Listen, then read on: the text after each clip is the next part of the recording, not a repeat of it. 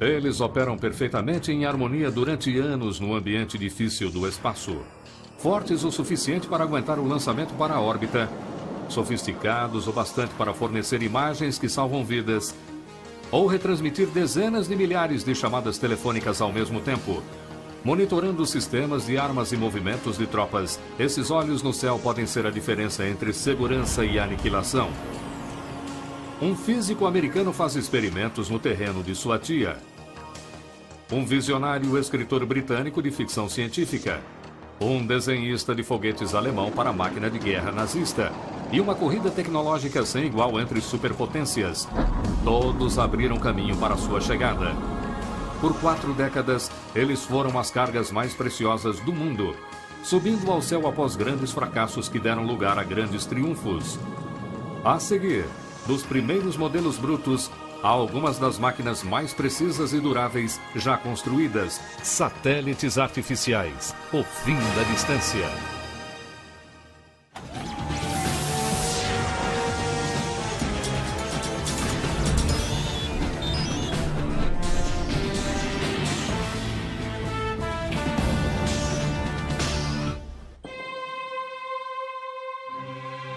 Mais de 500 deles orbitam a Terra silenciosamente. É difícil imaginar um mundo sem satélites. Ele literalmente mudou a forma como vivemos desde meados dos anos 60. Os satélites de alta tecnologia de hoje são algumas das máquinas mais complexas já inventadas.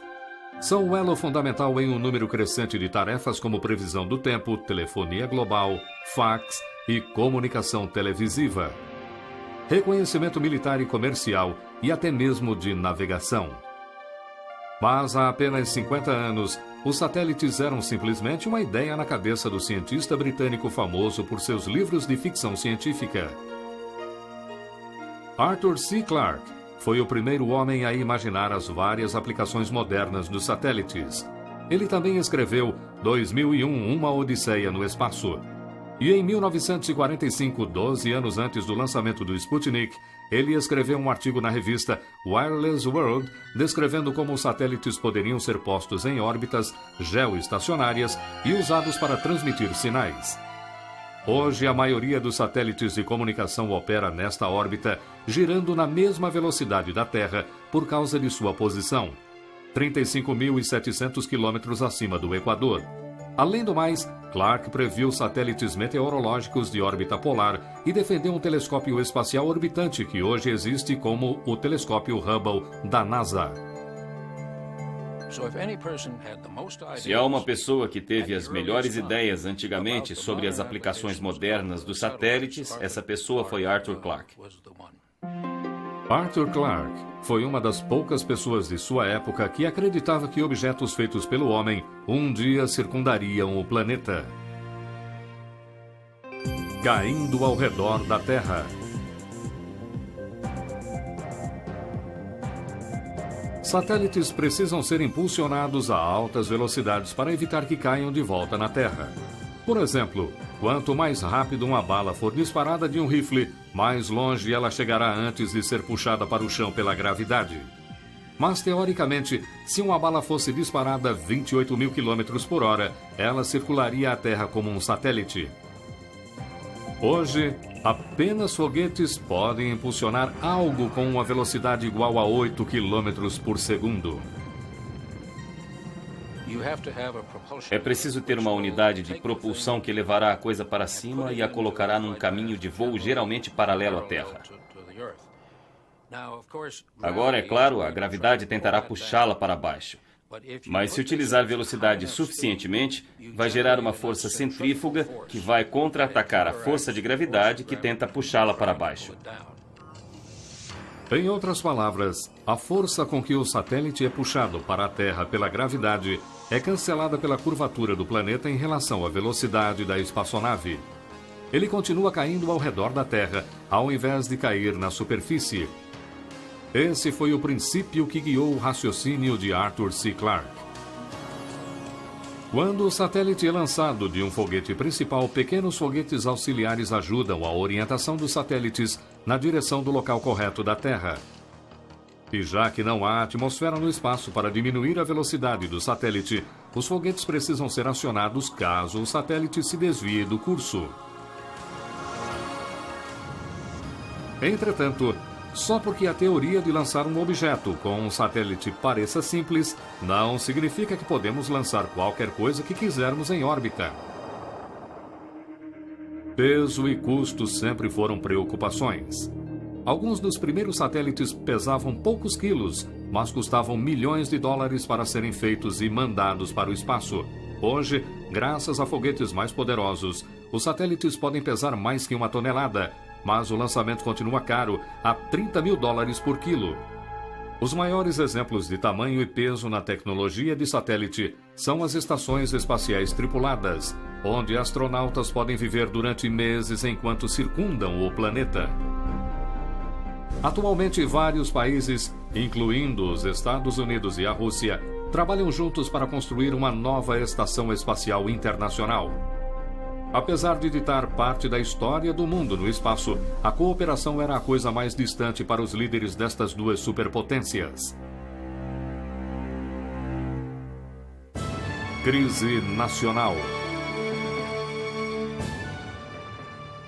Prosperidade e confiança nacional corriam desenfreadas nos Estados Unidos na década de 50. Dwight Eisenhower, líder do exército aliado que ganhou a Segunda Guerra Mundial, estava na Casa Branca.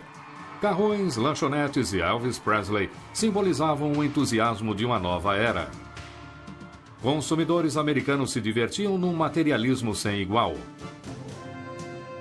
A União Soviética era uma preocupação, mas os americanos tinham sido os primeiros a desenvolver a bomba atômica e a maioria dos cidadãos achava que os Estados Unidos ainda eram o líder tecnológico do mundo.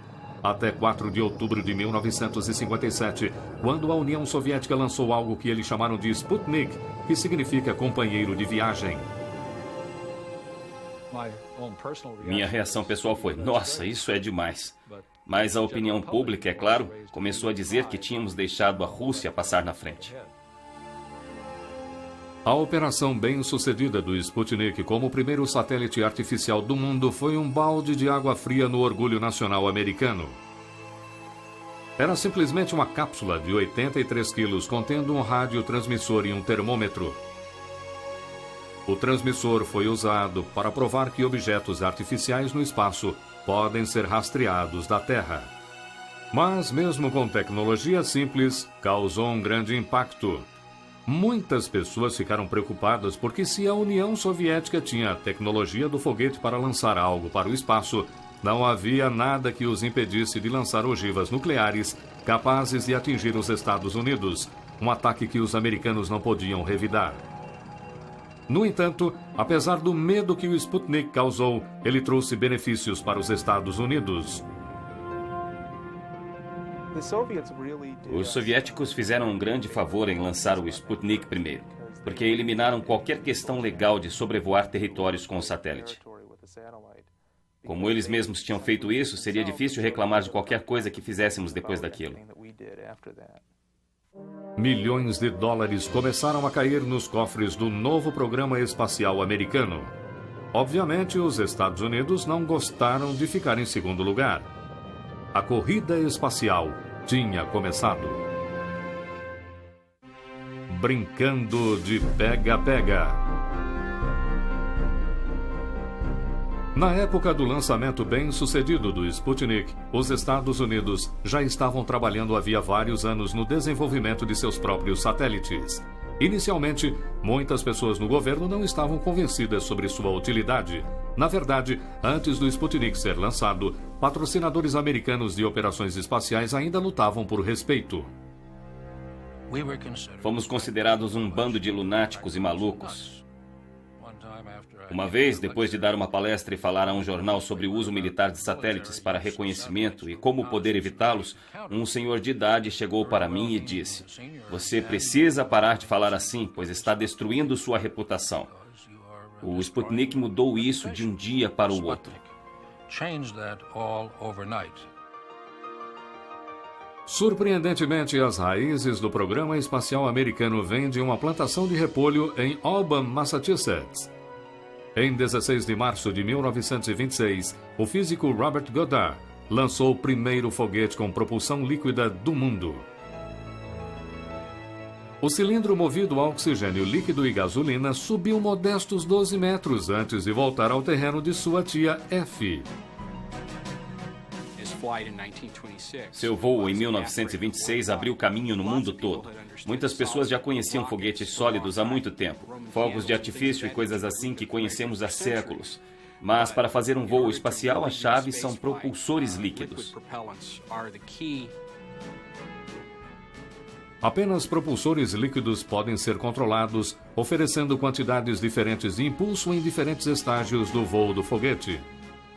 Goddard continuou suas experiências em Roswell, Novo México, durante os anos 30 e início dos anos 40. Finalmente, seu foguete alcançou altitudes de 1,5 km, mas sua visão foi mais além. No início de sua carreira, Goddard contou a um jornalista que um foguete poderia ser construído para alcançar a Lua. Ele foi ridicularizado em círculos científicos e por pessoas na rua por sua ideia tão absurda. Os espaços abertos do Novo México forneceram um refúgio onde ele podia continuar trabalhando em seu sonho, bem longe do público. No entanto, com sua morte em 1945, ele nunca testemunhou um objeto sendo lançado para o espaço. A próxima grande contribuição ao programa espacial americano veio de um lugar muito improvável: da Alemanha nazista. O cientista-chefe Wernher von Braun e cerca de 120 outros cientistas e engenheiros alemães saíram da instalação de testes de foguetes em Peenemünde, na Alemanha, e foram escoltados da Áustria até os Estados Unidos nos últimos dias da Segunda Guerra Mundial pelo exército americano.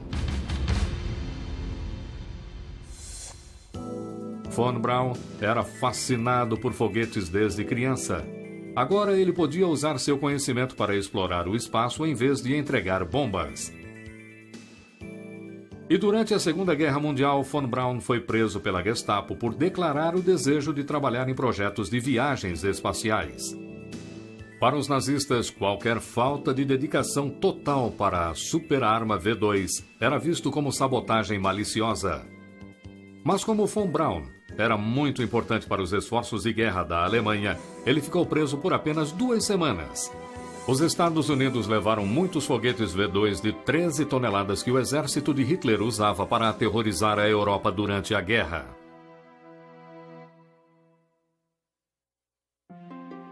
Logo, os antigos inimigos estavam usando sua até então arma secreta para conduzir novos experimentos para o exército americano. No entanto, a unidade de propulsão escolhida para acionar o primeiro satélite americano, o Vanguard 1, de 1,5 kg, foi fornecida pela Marinha, ao invés da equipe de cientistas do exército de Von Braun. Em 6 de dezembro de 1957, a Marinha teve sua chance.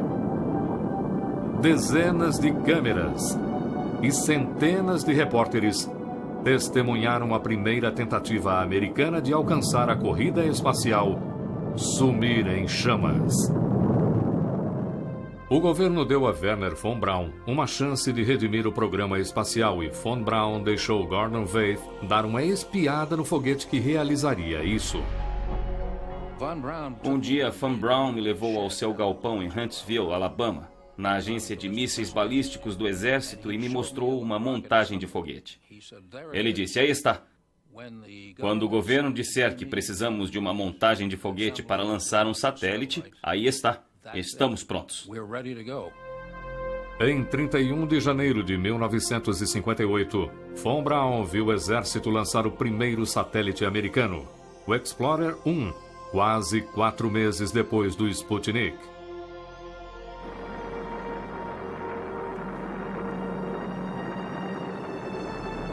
O Explorer 1, com 14 quilos, entrou em órbita com sucesso e permaneceu no espaço 8 anos a mais que o Sputnik. Após o lançamento, Von Braun declarou: "Finalmente estabelecemos nosso apoio no espaço, jamais desistiremos de novo." Os Estados Unidos lançaram dezenas de outros satélites de exploração científica nos 17 anos seguintes.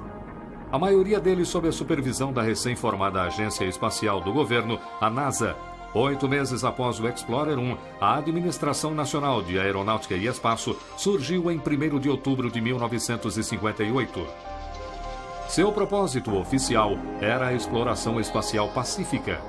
Contudo, sua meta durante essa etapa da Guerra Fria era alcançar e até superar a União Soviética na corrida espacial. Mas em 1961, os soviéticos aumentaram a aposta. Em 12 de abril, a União Soviética lançou um tipo diferente de satélite. Com um homem dentro. Yuri Gagarin se tornou o primeiro ser humano no espaço e a primeira pessoa a orbitar a Terra. Depois de alcançar uma altura máxima de 325 quilômetros, ele aterrissou num campo na União Soviética 1 hora e 48 minutos depois, dando aos comunistas mais uma vitória de propaganda mundial. Após o voo histórico, Gagarin disse: "Com certeza não me senti sozinho, pois sabia que meus amigos, aliás, todo o povo soviético, estava assistindo ao meu voo espacial." 10 meses depois, John Glenn se tornou o primeiro satélite humano americano. Estamos a caminho. Deus te proteja, John Glenn. Em 20 de fevereiro de 1962, ele circulou a Terra 3 vezes a 28 mil quilômetros por hora. Gravidade zero e eu me sinto bem. Cápsula girando. A vista é fantástica. Dias mais tarde, Glenn recebeu as boas-vindas de um herói durante um desfile na cidade de Nova York.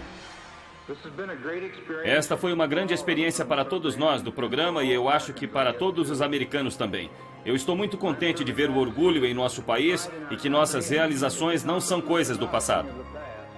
Mas os Estados Unidos ficaram novamente em segundo lugar e muitos se perguntaram se o país conseguiria vencer o desafio proposto pelo presidente John Kennedy. Acredito que esta nação deveria se comprometer a alcançar uma meta antes que essa década acabe, de levar um homem até a Lua e trazê-lo em segurança para a Terra. Bilhões de dólares continuaram indo para o programa espacial americano. Finalmente, em 20 de julho de 1969, com a ajuda do foguete Saturno V, com 110 metros de altura e mais de 3.000 toneladas, os Estados Unidos chegaram primeiro. Decolagem! Temos uma decolagem! Conseguimos! É um pequeno passo para um homem, mas um grande salto para a humanidade. Os Estados Unidos ganharam o maior prêmio na corrida espacial e a confiança nacional foi restaurada, mas uma corrida ainda mais crucial continuou. Os satélites de reconhecimento assumiram uma importância fundamental, com as superpotências construindo arsenais nucleares. Se um lado pudesse indicar as localizações de mísseis alheios usando fotografia de satélites, então um primeiro ataque letal seria possível. Reconhecimento eficiente resulta em preparação e a falta de preparação pode resultar em aniquilação completa.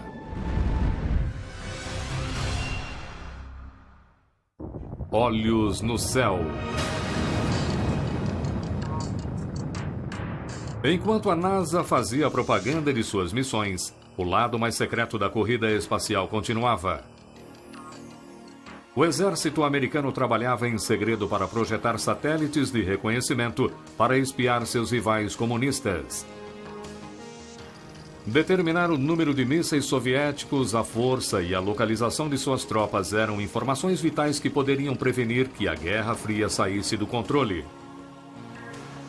Mas desenvolver a tecnologia para tirar fotos detalhadas do espaço mostrou-se um desafio extremamente difícil.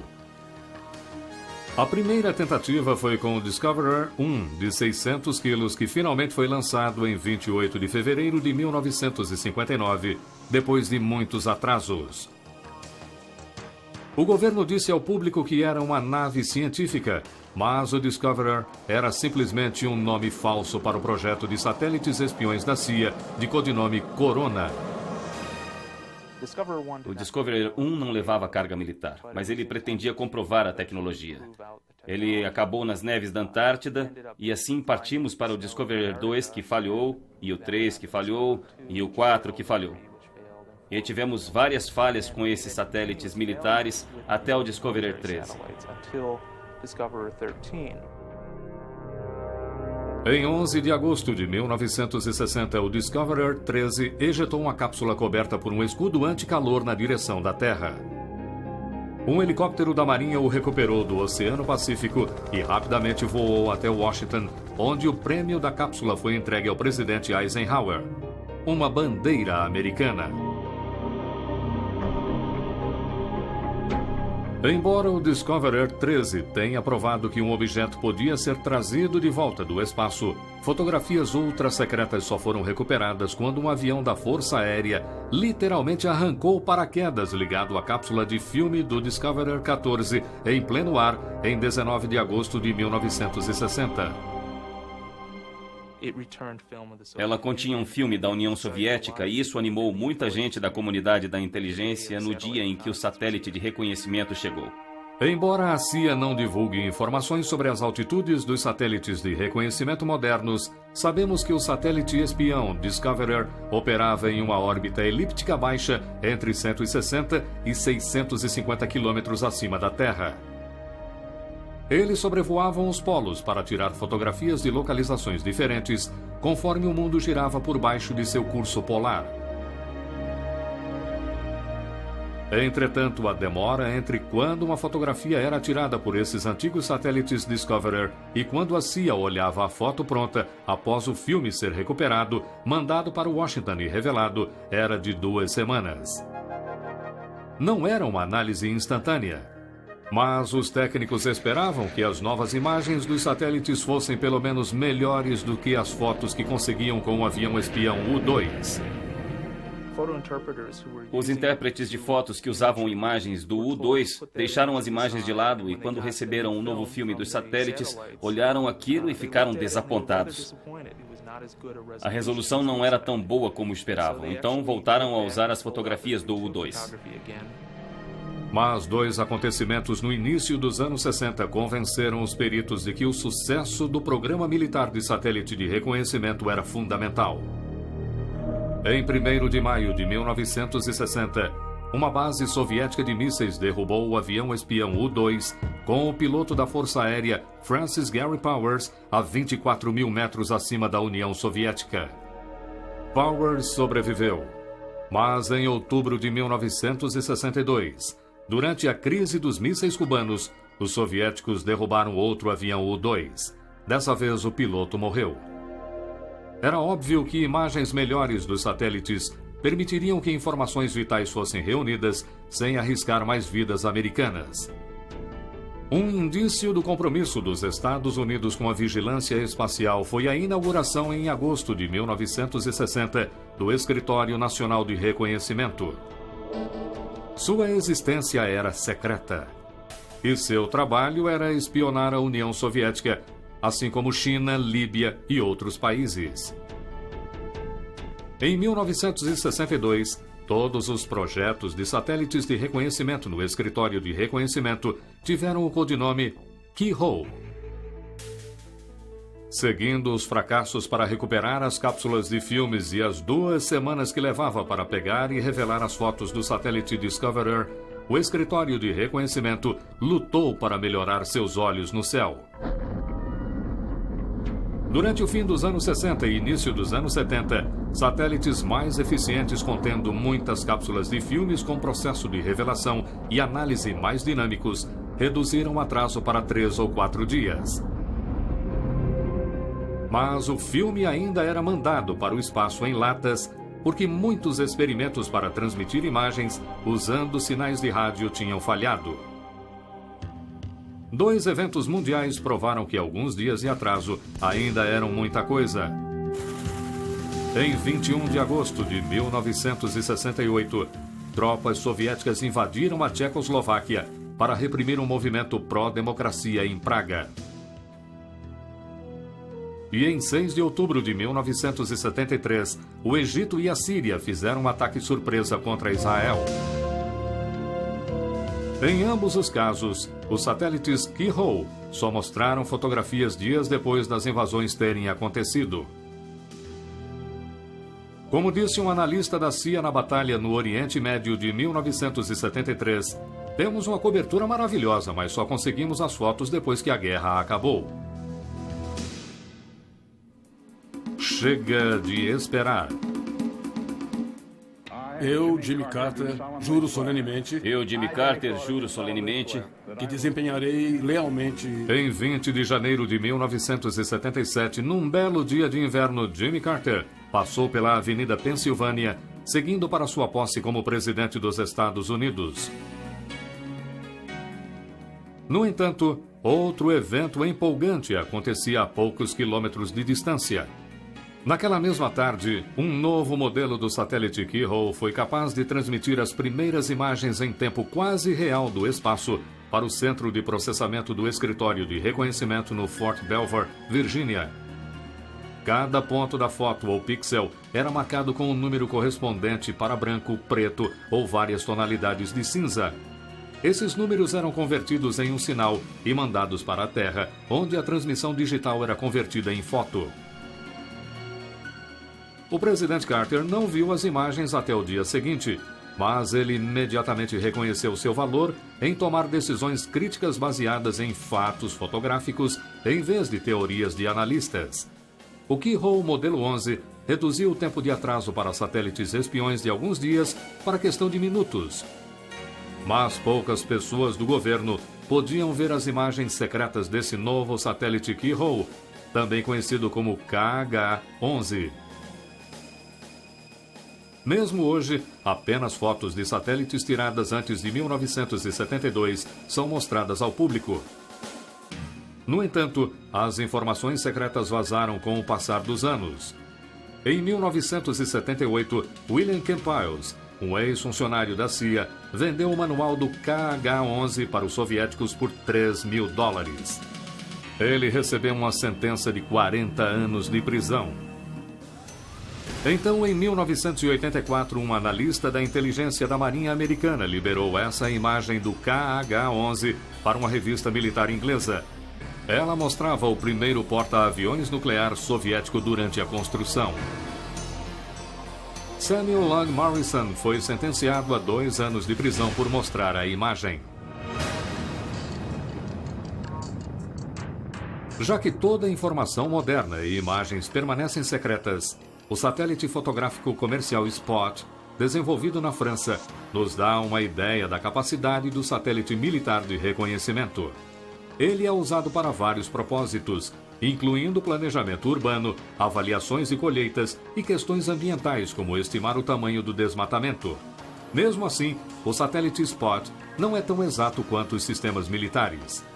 A capacidade de resolução do Spot é de 10 metros, enquanto peritos acreditam que os modelos militares de hoje possam ter resoluções de poucos centímetros. Mas poucas pessoas no governo sabem o valor exato da resolução. Quando mede a resolução, na verdade, não mede o menor objeto que pode ver. Você mede a menor distância que pode determinar entre dois objetos. Não dá para ler placas de carro dos satélites em órbita. Eles têm uma resolução que deve ser provavelmente equivalente a uma bola de beisebol, cerca de 15 centímetros. Se dois objetos estão a essa distância, dá para ver isso da órbita. Novos sistemas de reconhecimentos usam fontes infravermelhas e ultravioletas em vez de confiar apenas na luz espectral visível.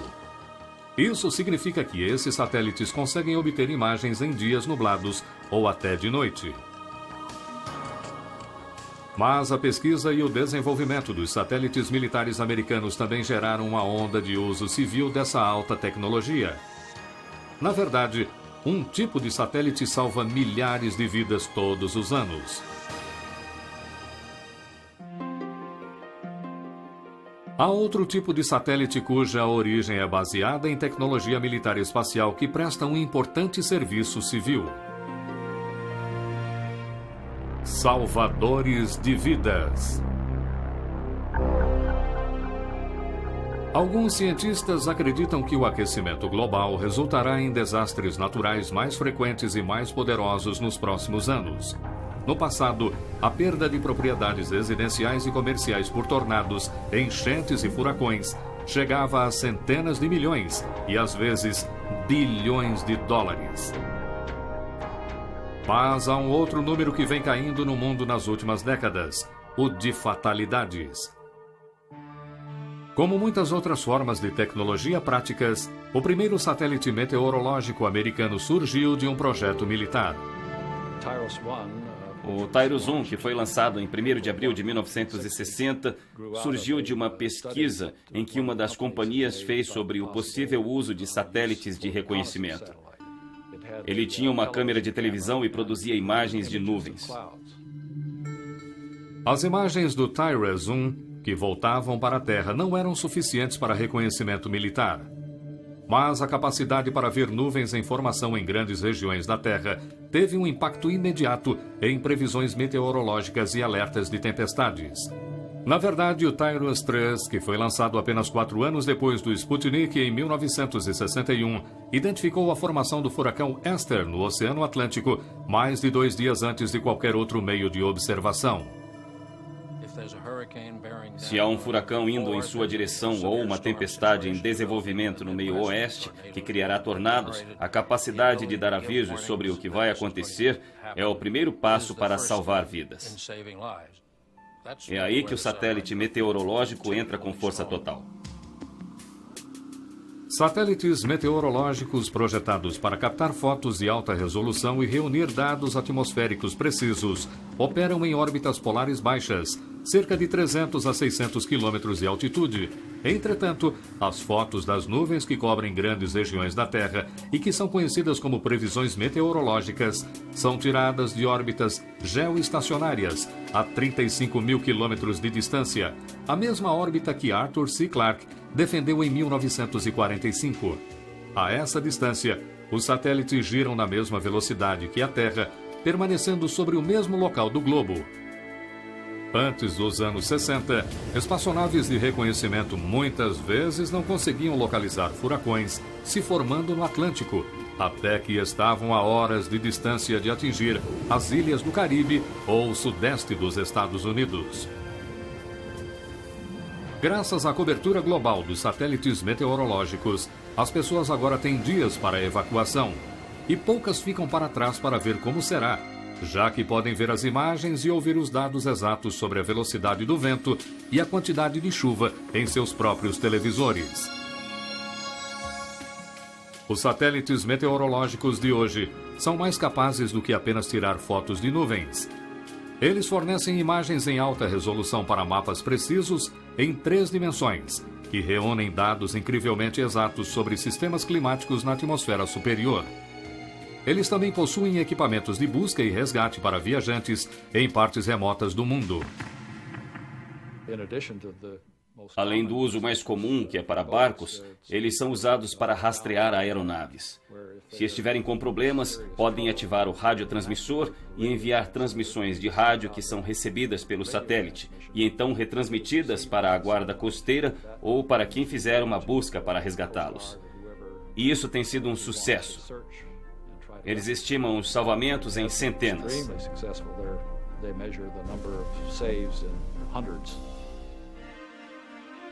Além de satélites meteorológicos, os que analisam a Terra ajudam os pesquisadores a aprenderem mais sobre nosso planeta.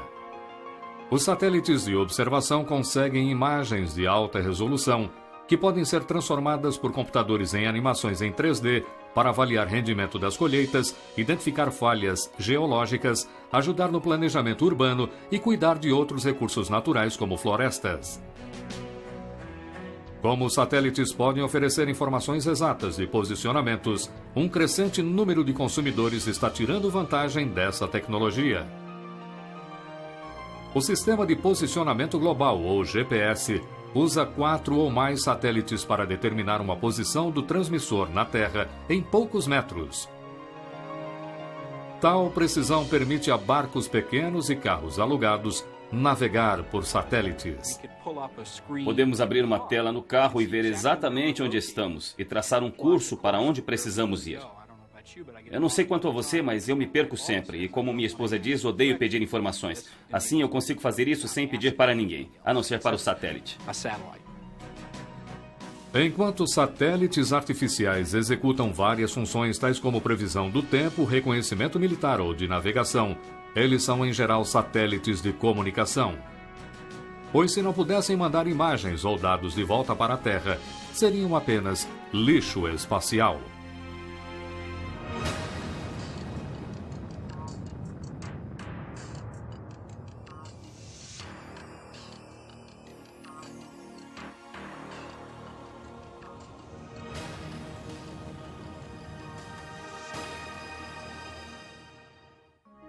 Painéis de comando no céu. Como satélites meteorológicos, militares e científicos, satélites de comunicação também tiveram um começo humilde. Na verdade, o primeiro satélite de comunicação, Echo 1, lançado em 1960, não passava de um grande balão de alumínio com 30 metros.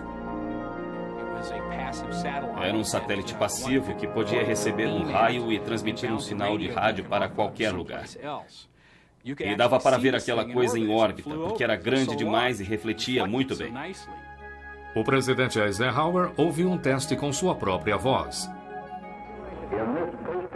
Nesta breve experiência de comunicação envolvendo o uso do balão satélite conhecido como Echo, este é mais um passo significativo no programa espacial dos Estados Unidos. Entretanto, muitas pessoas perceberam que este não era o meio mais eficiente de comunicação. Em 1962, a AT&T desenvolveu o Telstar, o primeiro satélite comercial do mundo. Ele podia receber e retransmitir sinais, mas operava numa órbita baixa. Isso quer dizer que devia ser rastreado por antenas parabólicas do chão.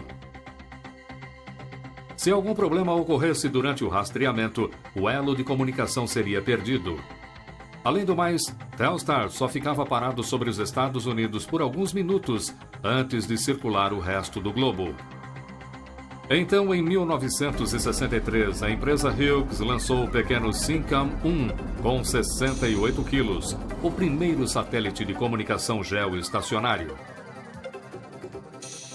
Ele suportava apenas 240 chamadas telefônicas por vez, mas como o Syncom estava a apenas 35 mil quilômetros acima do Equador, ele girava na mesma velocidade que a Terra, o que eliminava a necessidade de rastreamento e o problema de disponibilidade.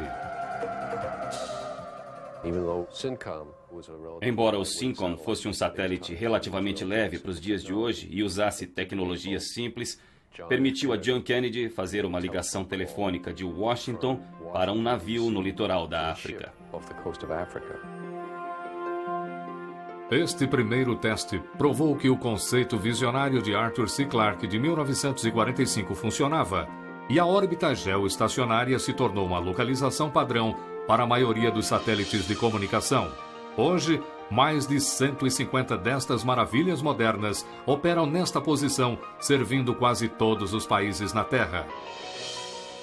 Esses esforços pioneiros tornaram possível a formação da Intelsat, uma organização internacional defendida originalmente pelo presidente Kennedy, projetada para ligar todas as nações do mundo por satélites de comunicação.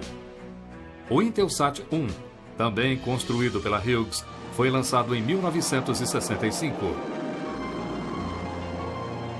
O trabalho foi um grande sucesso e hoje há mais de 20 satélites Intelsat unindo nosso mundo.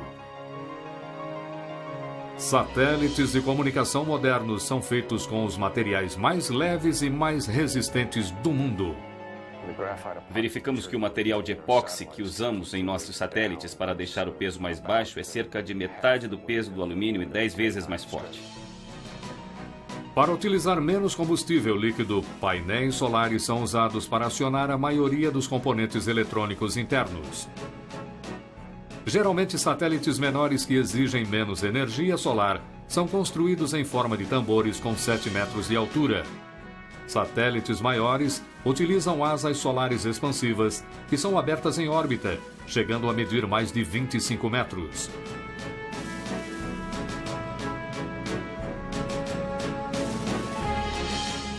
Os satélites também afetaram nossa cultura ao transmitir sinais de televisão ao redor do mundo. As Olimpíadas de 1964 foram no Japão e pela primeira vez, usando o SYNCOM, conseguimos ver as Olimpíadas nos Estados Unidos transmitidas ao vivo do Japão.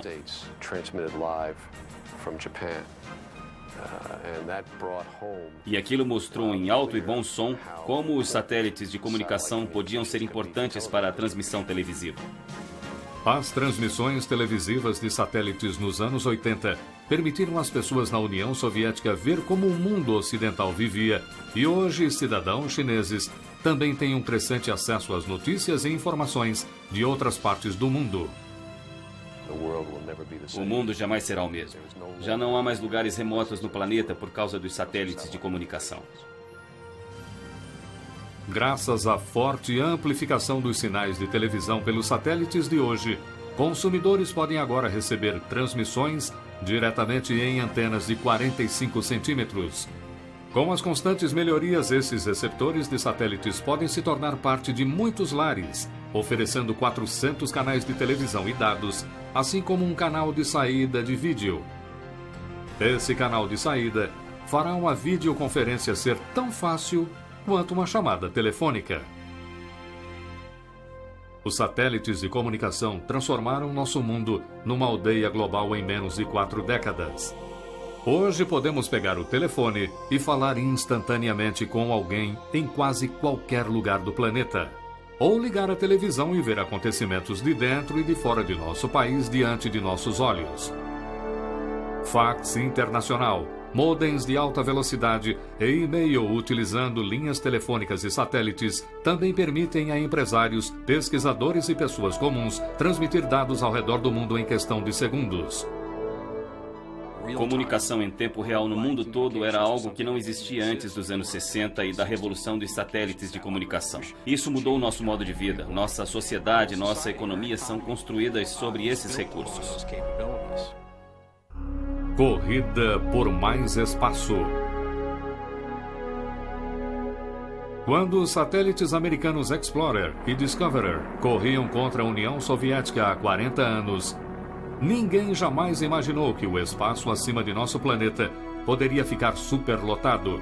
Esta é uma preocupação crescente, já que objetos em órbita geoestacionários precisam ser posicionados a certa distância da Terra e acima do Equador.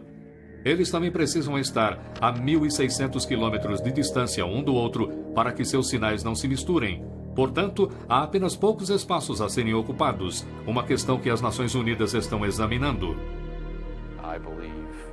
Acredito que com um planejamento inteligente e boa coordenação pela União Internacional de Telecomunicações, haverá bastante espaço para satélites durante o século XXI.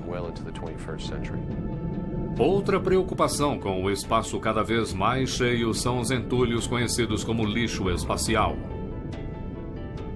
Isso consiste em objetos de vários tamanhos, como as partes que se soltam nas etapas dos foguetes, peças que se desprendem de espaçonaves e até lascas de tinta. Lixo espacial rastreável, objetos com mais de 10 centímetros. Cada ponto nesta animação de computador representa um pedaço de lixo espacial. Muitos destes itens acabam queimando na atmosfera superior da Terra. Mas esse processo, às vezes, pode levar décadas para acontecer, conforme suas órbitas diminuem gradualmente. À primeira vista, algo tão pequeno quanto uma lasca de tinta não é tão preocupante. Mas como viaja a 28 mil quilômetros por hora, ainda pode ter um impacto significativo. Uma lasca de tinta de um satélite bateu numa das janelas do ônibus espacial Challenger em 1983, fazendo um buraco de meio centímetro. Obviamente, um objeto maior causaria resultados desastrosos. Isso existe, está lá em cima, mas não é um grande problema. Pelo menos agora. Eu ficaria mais preocupado com meteoritos e coisas assim. Apesar dessas preocupações, os satélites estão unindo nosso mundo mais rápido que qualquer outra forma de tecnologia. O termo ao vivo via satélite é usado para indicar um evento mundial especial. No entanto, hoje as operações de satélites passam despercebidas. Não porque são de pouca importância, mas porque são muito importantes. Sem a previsão do tempo que eles tornam possível, sem a comunicação global, sem a exploração e o mapeamento que eles tornam possíveis, se pensar em como o mundo seria sem esses serviços, é quando se começa a perceber o quanto são importantes. Os satélites estão tão ligados à nossa tecnologia moderna e funcionam de forma tão consistente há tantos anos que podemos considerá-los como algo garantido. As possibilidades para o futuro dos satélites são quase ilimitadas. Seja o que imaginarmos, provavelmente poderemos fazer. Por causa do trabalho visionário de pioneiros que arriscaram suas carreiras e reputações em um conceito improvável, os satélites transformaram nosso mundo em apenas 40 anos. De bugigangas pesando 1 quilo, que pareciam mais laranjas do que espaçonaves, até máquinas complexas e poderosas, pesando milhares de quilos. Considerando a evolução rápida dos satélites que testemunhamos nas últimas 4 décadas, a única certeza aparente para os próximos 40 anos é a de que os satélites continuarão nos maravilhando de modos que não conseguimos imaginar hoje.